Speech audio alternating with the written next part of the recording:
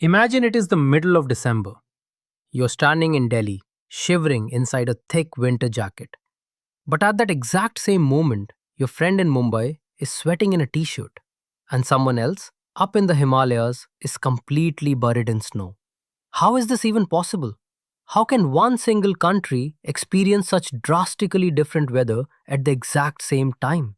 India's climate isn't just random luck. It is a highly complex, invisible machine controlled by a mix of geography, oceans, and invisible winds. Today, we are going to look at the hidden levers pulling the strings of our weather. Welcome to the topic Factors Determining the Climate of India. Let's break this massive machine down into two main parts. First, the things we can physically see on a map location and land shape. Think of the Earth like a giant sandwich, with the equator being the super hot, spicy filling right in the middle. India's southern half is very close to that hot center. Because of this latitude, the south experiences consistently high temperatures all year round. It stays warm and tropical. But as you move north, away from that center, the climate starts having massive mood swings, giving us extreme boiling summers and freezing biting winters. But wait, why doesn't North India turn into an absolute frozen wasteland in winter? Because of the ultimate shield, the Himalayas.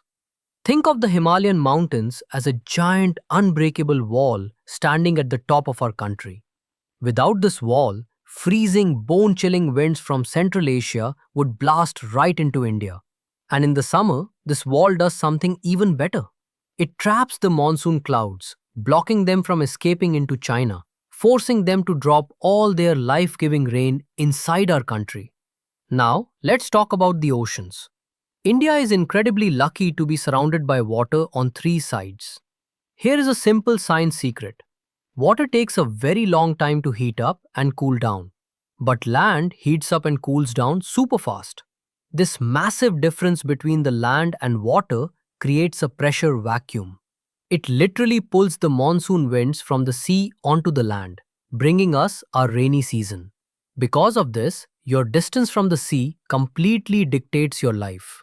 The ocean acts like a giant natural air conditioner. If you live in a coastal city like Mumbai, the sea keeps your weather mild and stable all year. But if you live deep inland, far away from the ocean's AC, like in Delhi, you're going to get cooked in the summer and frozen in the winter.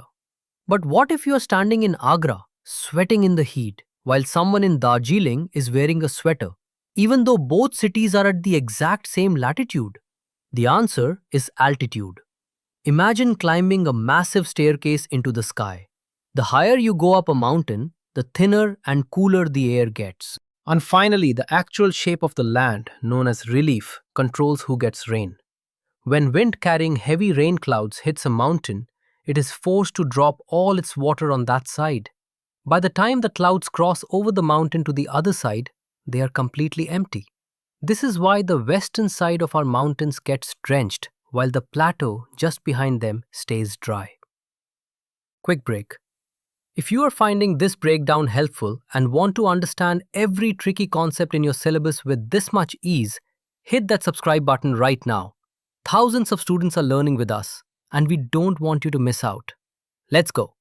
Now, those were the physical things we can see, but the second half of this machine is completely invisible: air pressure and winds. Imagine the atmosphere around us has different pockets of heavy air, high pressure, and light air, low pressure. Wind is simply the air rushing from the heavy pockets to the light pockets. During our summer and winter, these invisible pockets completely shift, changing the direction of the wind and bringing us totally different seasons. But if you look way up, miles above the clouds, there is a whole other level to this game. This is the upper air circulation. Massive, high-speed rivers of wind circle the entire globe. What happens globally directly impacts us locally.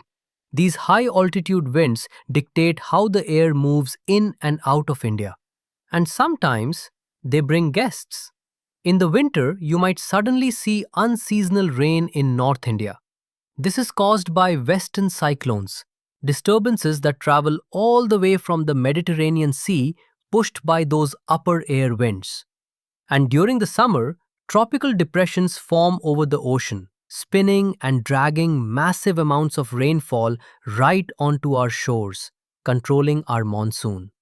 And that is the secret machine behind India's climate. It's not just weather, it is a beautiful, chaotic dance. The Himalayas standing like a shield, the oceans acting like a giant AC, and invisible rivers of wind shifting high above our heads. All of these factors working together every single second to give us the climate we live in.